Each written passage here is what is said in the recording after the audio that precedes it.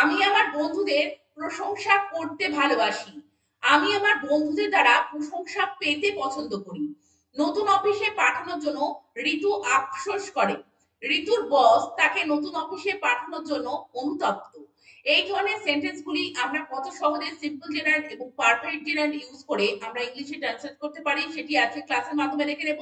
এবং আজকে ক্লাসটি খুবই ইন্টারেস্টিং হতে চলেছে, কারণ আজকে ক্লাসে আমরা সিম্পল জেনারেল এবং পারফেক্ট জেনারেল অ্যাক্টিভ এবং প্যাসিভ ফর্ম দেখে নেব।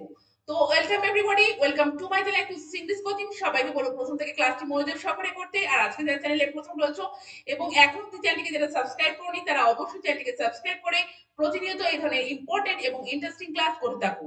তো জেরান্ড কি সে সম্পর্কে আমি এক লাইন একটু বলে দিই। যদিও আমি প্রিভিয়াস ক্লাসে জেরান্ড সম্পর্কে ডিটেইলে আলোচনা করেছি, যারা প্রিভিয়াস ক্লাসগুলি দেখেনি জেরান্ডের উপরে তারা অবশ্যই প্রিভিয়াস ক্লাসগুলি দেখে নিও, তাহলে পরবর্তী ক্লাস করতে তোমাদের সুবিধা হবে। তো জেরান্ড দেখো, জেরান্ড এক রকমের ভার্বাল নাউন, অর্থাৎ ভার্ব থেকে কিন্তু জেরান্ড তৈরি হয়। ভার্বের যে ভি1 ফর্ম তার সাথে আইএনজি অ্যাড করে আমরা কিন্তু জেরান্ড পাই। যেমন ওয়াক থাকলে ওয়াকিং, টক থাকলে টকিং, স্লিপ থাকলে স্লিপিং। তো প্রত্যেকটি ভি1 ফর্মের সাথে আইএনজি অ্যাড করে কিন্তু আমরা জেরান্ড পাই। তো জেরান্ড সেন্টেন্সে নাউন হিসেবে কাজ করে এবং সেটি অবজেক্ট হিসেবে কাজ করতে পারে, সাবজেক্ট হিসেবে কাজ করতে পারে, কমপ্লিমেন্ট হিসেবে কাজ করতে পারে, বা অবজেক্ট টু প্রিপোজিশন হিসেবে বা প্রিপোজিশনের অবজেক্ট হিসেবে কিন্তু কাজ করতে পারে।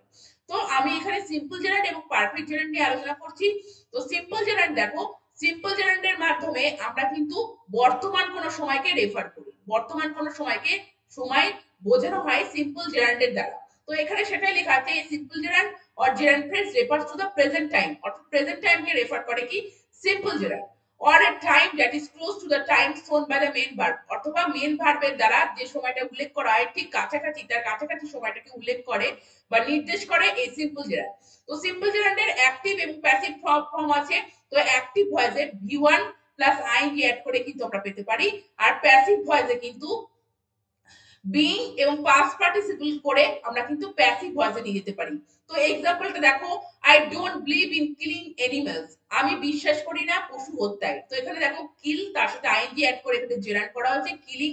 তো এখানে দেখো এই যে কিলিং শব্দটি এখানে দেখো অ্যাক্টিভ ভয়েসে রয়েছে, যে এখানে কিন্তু আই সরাসরি নিজে ডুয়ার, যে আমি বিশ্বাস করি না, এখানে আই ডুয়ার কিসে বিশ্বাস করি না, পশু হত্যা করাতে আমি বিশ্বাস করি না। তো দেখো এখানে কিলিং, তো এটা অ্যাক্টিভ ভয়েস। আর পরেরটি দেখো, I love being appreciated by my friends, আমি ভালোবাসি বা আমি পছন্দ করি আমার বন্ধুদের দ্বারা প্রশংসিত হতে।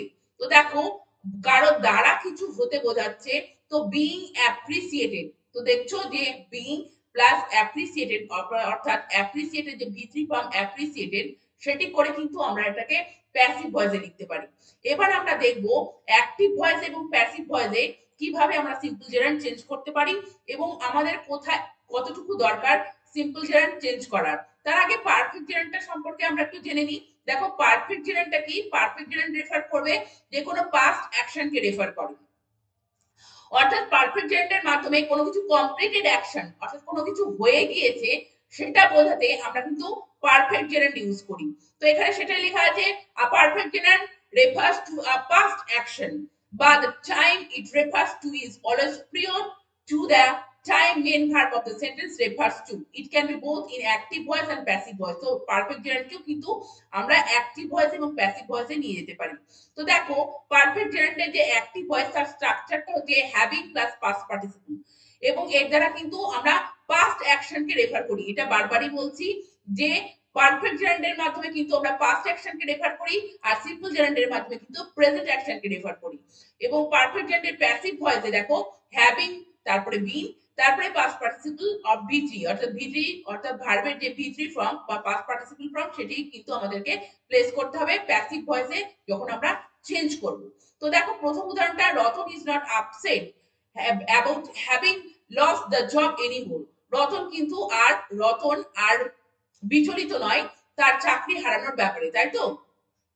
তো দেখো এখানে কিন্তু সরাসরি রতন ডুয়ার, সে কিন্তু বিচলিত নয়, রতন এখানে ডুয়ার। তো হ্যাভিং লস্ট, তো এটা দেখছো অ্যাক্টিভ ভয়েস, দেখছো এখানে হ্যাভিং প্লাস পাস্ট পার্টিসিপল, এখানে দেখো হ্যাভিং প্লাস পাস্ট পার্টিসিপল। তো এখানে এটা অ্যাক্টিভ ভয়েস রয়েছে। আর পরেরটি দেখো, the man denied having been beaten in the jail, মানুষটি অস্বীকার করেছিল যে সে জেলে মার খেয়েছে। তো সে জেলে কারো দ্বারা মার খেয়েছে, কারো দ্বারা। সেই জন্য দেখো হ্যাভিং বিন বিটেন। তো দেখছো এই স্ট্রাকচারটা হ্যাভিং বিন বিটেন এখানে কিন্তু প্যাসিভ ভয়েসে চেঞ্জ করা আছে। তো এবার আমরা দেখব যে কোথায় কতটুকু প্রয়োজন যে আমাদের অ্যাক্টিভ ভয়েসে আমরা সিম্পল জেরান্ড লিখবো এবং কোথায় কতটুকু প্রয়োজন আমাদের প্যাসিভ ভয়েস লেখার। অ্যাক্টিভ ভয়েসে থাকলেই যে প্যাসিভ ভয়েসে একই মানে আসবে তা কিন্তু নয়। তো তোমরা কতগুলি উদাহরণ দেখতে দেখতে কিন্তু তোমরা সেটি বুঝে যাবে। তো প্রথম সেন্টেন্সটি কি রয়েছে দেখো, আমি আমার বন্ধুদের প্রশংসা করতে ভালোবাসি। তো এখানে দেখো আমি কিন্তু ডুয়ার, আমি প্রশংসা করতে ভালোবাসি। তো এটি অ্যাক্টিভ ভয়েসে রয়েছে।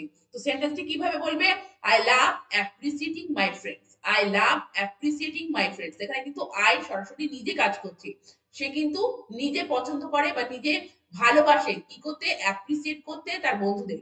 তো অ্যাপ্রিসিয়েটিং এখানে দেখছো জেরান্ড হিসেবে ইউজ হচ্ছে এবং সিম্পল জেরান্ড এবং এটা অ্যাক্টিভ ভয়েসে রয়েছে।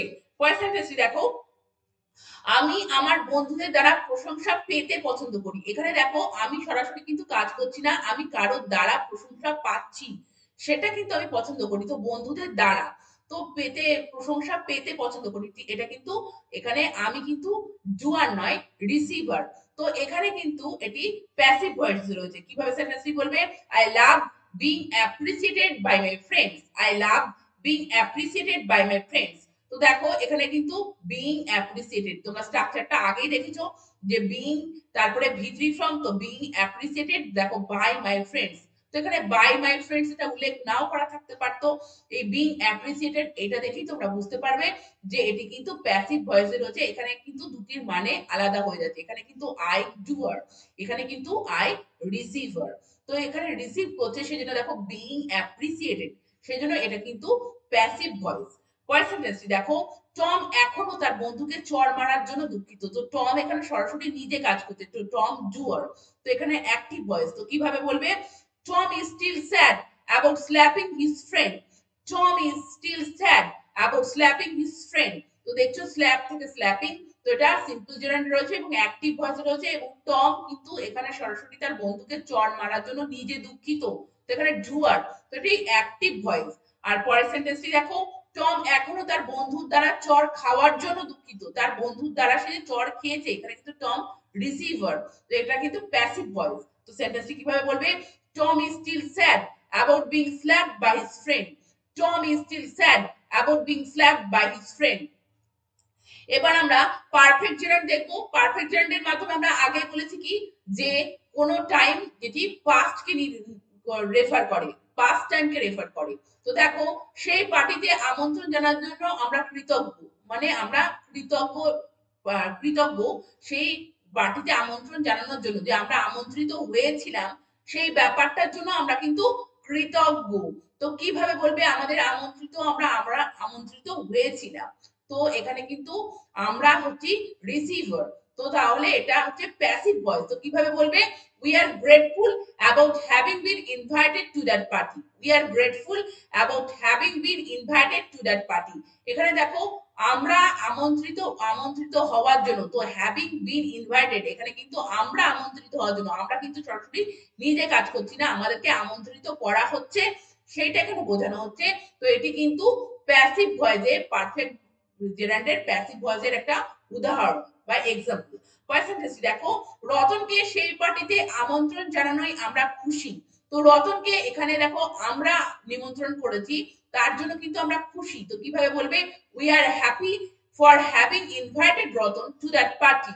We are happy for having invited Ratan to that party. তো দেখো হ্যাভিং ইনভাইটেড এটি কিন্তু পারফেক্ট জেরান্ডের উদাহরণ। এর মাধ্যমে বোঝা যাচ্ছে যে পাস্টে ঘটে গিয়েছে, অর্থাৎ আমরা এখন খুশি, ঠিক আছে, কিন্তু এই যে হ্যাভিং ইনভাইটেড অর্থাৎ রতনকে যে আগেই নিমন্ত্রণ করা হয়েছিল বা আমন্ত্রণ জানানো হয়েছিল সেটা কিন্তু আগেই ঘটে গিয়েছে। তো পাস্ট ঘটনার জন্য এখানে কিন্তু পারফেক্ট জেরান্ড ইউজ করা হচ্ছে এবং এটি কিন্তু অ্যাক্টিভ ভয়েস রয়েছে, অর্থাৎ এখানে কিন্তু উই সরাসরি নিজে কাজ করছে, এখানে উই কিন্তু রিসিভার, এখানে কিন্তু উই ডুয়ার। তো এটা কিন্তু অ্যাক্টিভ ভয়েসে এবং আগেরটি কিন্তু প্যাসিভ ভয়েসে ছিল। পরের সেন্টেন্সটি দেখো, নতুন অফিসে পাঠানোর জন্য ঋতু আফসোস করে। তো নতুন অফিসে পাঠিয়েছে তার জন্য ঋতু আফসোস করে, এখানে কিন্তু ঋতু নিজে যায়নি, ঋতুকে পাঠানো হয়েছে। তো এটি কিন্তু কিসে রয়েছে, এটি প্যাসিভ ভয়েসে রয়েছে। কিভাবে বলবে, Ritu regrets having been sent to the new office. Ritu regrets having been sent to the new office. তো হ্যাভিং বিন সেন্ট অর্থাৎ ঋতুকে কিন্তু এখানে পাঠানো হয়েছে। তো ঋতু এখানে ডুয়ার নয়, ঋতু এখানে কিন্তু রিসিভার। ঋতু কিন্তু রিসিভ করছে, ঋতুকে পাঠানো হয়েছে। তো হ্যাভিং বিন সেন্ট এখানে দেখছো প্যাসিভ স্ট্রাকচার রয়েছে, তো এটা প্যাসিভ ভয়েস রয়েছে। আর পরের সেন্টেন্সটি দেখো, ঋতুর বস তাকে নতুন অফিসে পাঠানোর জন্য অনুতপ্ত। কোনো কারণে, কোনো কারণবশত রাগ করে বা কোনো কারণবশত ঋতুর বস তাকে অন্য অফিসে পাঠিয়ে দিয়েছে বা ট্রান্সফার করেছে, তার জন্য ঋতুর বস কিন্তু অনুতপ্ত। তো এখানে ঋতুর বস কিন্তু নিজে কাজটি করছে, তো এখানে কিন্তু ডুয়ার। তো এটি কিন্তু অ্যাক্টিভ ভয়েসে রয়েছে। কিভাবে বলবে? ঋতু's boss regrets having sent her to the new office. ঋতু's boss regrets having sent her to the new office. তো ঋতুকে পাঠানোর জন্য, অন্য অফিসে পাঠানোর জন্য বা নতুন অফিসে পাঠানোর জন্য এখানে কিন্তু ঋতুর বস অনুতপ্ত। তো এখানে দেখছো ঋতুস বস কিন্তু ডুয়ার, আগেরটা কিন্তু ঋতুর ছিল রিসিভার। তো এখানে এটা কিন্তু কি রয়েছে, এটা অ্যাক্টিভ ভয়েসে এবং আগেরটি রয়েছিল প্যাসিভ ভয়েসে।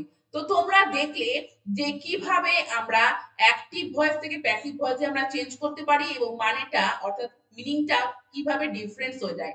তো এগুলো মাথায় রেখে অবশ্যই তোমরা সিম্পল জেরান্ড এবং পারফেক্ট জেরান্ড অ্যাক্টিভ ভয়েসে এবং প্যাসিভ ভয়েসে ব্যবহার করতে থাকো। আর চ্যানেলটিকে সাবস্ক্রাইব রেখে প্রতিনিয়ত ইন্টারেস্টিং ক্লাস করার জন্য আমার সঙ্গে যুক্ত থেকো। Thank you very much, thank you for watching this video.